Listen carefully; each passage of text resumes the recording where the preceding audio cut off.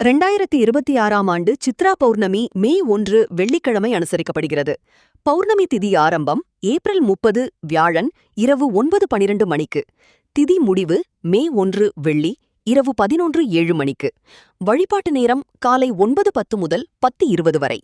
மனிதர்களின் பாவபுண்ணிய கணக்குகளை எழுதும் சித்திரகுப்தர் அவதரித்த தினம் அவரை வணங்கிட கர்மவினைகள் குறையும் என்று கூறப்படுகிறது.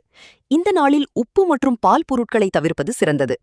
திருவண்ணாமலை சித்ரா பௌர்ணமி திதி நேரத்தில் கிரிவலம் செல்வது ஒரு வருட பௌர்ணமி வழிபாட்டிற்கு இணையான பலனை தரும். மலையை இறைவனாக கருதுவதால் கிரிவல பாதையில் வெறும் காலுடன் நடப்பதே மரபு. பௌர்ணமி நாளில் நிலவின் முழுமையான ஒளி பூமியில் படவதால் கிரிவலம் செல்வது மனதும் உடலும் புத்துணர்ச்சி பெறும். இந்த வருடம் கிரிவலம் செல்ல சுமார் 30 லட்சத்திற்கும் அதிகமான பக்தர்கள் வருவார்கள் என்று மாவட்ட நிர்வாகம் தெரிவித்துள்ளது.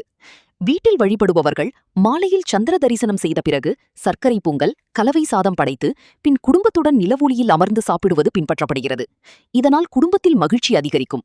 மேலும் உணவுப் பொருட்கள், ஆடை, காலணிகள் போன்றவற்றை தானம் செய்வதால் நம் கர்மவினைகள் குறையும், புண்ணியம் சேரும் என்பது நம்பிக்கை.